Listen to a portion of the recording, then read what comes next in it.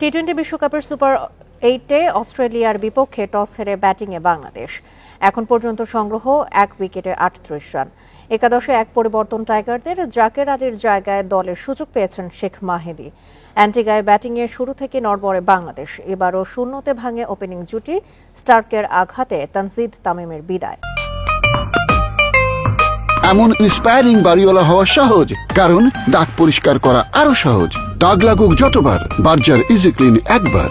ইনি আরো জানাতে ঢাকা এবং রাজশাহী থেকে যোগ দিচ্ছেন আমাদের সহকর্মীরা। শুরুতেই যাচ্ছি বাংলাদেশ অস্ট্রেলিয়া সুপার 8 ম্যাচ নিয়ে কথা বলতে। ঢাকা বিশ্ববিদ্যালয় থেকে যোগ দিচ্ছেন আমাদের সহকর্মী মাঝহারুল ইসলাম।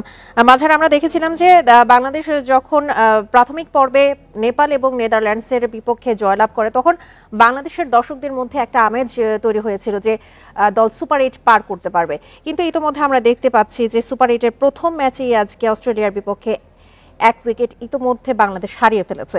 তানজিদ তামিমের উইকেট পড়ে গেছে। সেক্ষেত্রে একই তো ঈদের আমেজও কাটেনি। দর্শক কেমন দেখছেন টিএসসিতে, কি বলছেন তারা এই খেলা নিয়ে?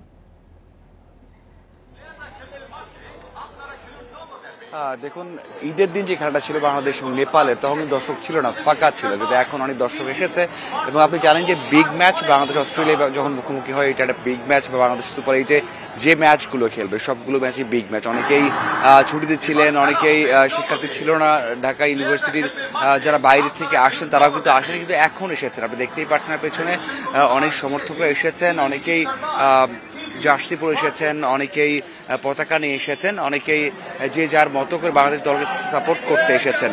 এবং শুরুটা খারাপ হয়েছে, আপনি যেমনটা বলছিলেন, তারপরেও বাংলাদেশ এখন যেভাবে ঘুরে দাঁড়াচ্ছে সেটা অবশ্যই তাদেরকে আনন্দ দিচ্ছে। আমি দেখেছি যে শুরুর দিকে যখন বাংলাদেশ খারাপ করছিল বা রান আসছিল না, তখন হতাশ হচ্ছিলেন, কিন্তু এখন আবার সবাই কিন্তু সমর্থন করছে। আসলে সব জায়গা থেকেই আপনি দেখতেই পাচ্ছেন যে অনেক শ্রেণীর মানুষ, অনেক বয়সের সমর্থকরা এসেছেন, তারা বাংলাদেশ দলকে সমর্থন করছেন যে যার মতো করে। এবং তারা প্রত্যাশা করছেন যে বাংলাদেশ দল এই ম্যাচটা হয়তোবা যে একেবারে আগে যে ম্যাচগুলো হয়েছে নেপাল, নেদারল্যান্ডস এবং আপনি বলতেই পারেন শ্রীলঙ্কার বিপক্ষে যত আশা ছিল, হয়তো সেই আশাটা নেই যে খুব আনডাউটেডলি জিতেই যাবে। তবে প্রত্যাশা করেন ভালো একটা স্টার্ট হলে, ভালো একটা রান আসলে অবশ্যই বাংলাদেশ দল ম্যাচ জিততে পারবে। এবং আপনি দেখতে পাচ্ছেন মাত্রই শান্তটা 4 হাঁকিয়েছেন, এরপরে কিন্তু সমর্থকরা কিন্তু সেই উচ্ছ্বাস করছে, কারণ শান্ত এর আগে সেরকম রান পাননি, অফ ফর্মে ছিলেন।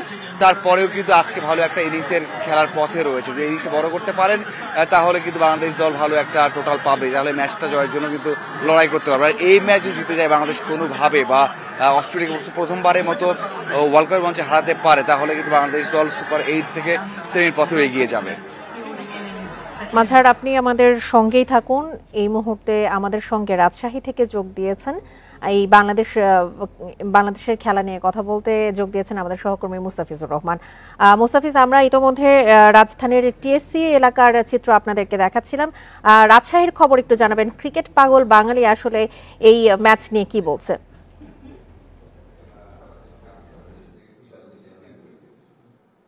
দেখুন, খেলা যখন বাংলাদেশের হয়ে থাকে, বিশেষ করে বাংলাদেশ ক্রিকেট টিমের হয়ে থাকে, তখন কিন্তু একটি বাড়তি উন্মাদনা যুক্ত হয়ে থাকে। সেখানে একটি আবেগ, বাংলাদেশ টিমের সাথে কিন্তু একটি আবেগ মিশ্রিত শব্দ রয়েছে, অর্থাৎ আবেগী বাংলাদেশি বলা হয়ে থাকতে পারে।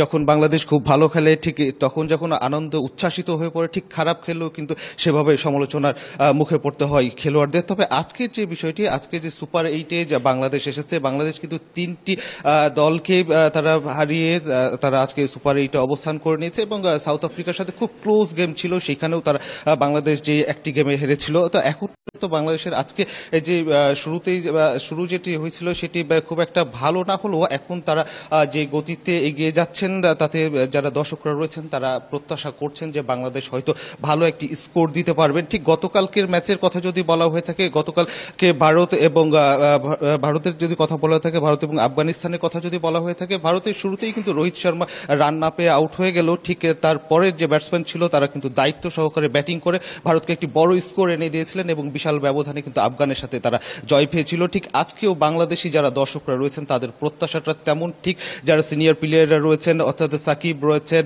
এখানে মাহমুদুল্লাহ রয়েছেন, তাদের কাছে বাংলাদেশি যারা দর্শকরা রয়েছেন তাদের প্রত্যাশাটা একটু বেশি, যে অর্থাৎ আজকে বাংলাদেশি যে ব্যাটাররা রয়েছেন টপ অর্ডার থেকে শুরু করে মিডিল অর্ডার, তারা কিন্তু তাদের যে সক্ষমতা, তারা 100% এফোর্ট দিয়ে তাদের দলের জন্য আজকে সর্বোচ্চটুকু উজাড় করে দিবেন, এটি কিন্তু প্রত্যাশা করছেন যারা এখানে বাংলাদেশি সমর্থকরা রয়েছেন। এবং তারা কিন্তু বারবারই বলছেন যে বাংলাদেশ যদি আজকে ব্যাটিং, বোলিং এবং ফিল্ডিং তিনটি ডিপার্টমেন্টই তারা 100% দিতে পারে, অর্থাৎ জ্বলে উঠতে পারেন এক কথায় যদি বলা হয়ে থাকে, তাহলে বাংলাদেশ আজকে হয়তো একটি ভালো রেজাল্ট নিয়ে আসতে পারবে। সেই সাথে বাংলাদেশি যারা সমর্থকরা রয়েছেন তাদের প্রত্যাশা আজকে পূরণ করতে পারবে টিম টাইম।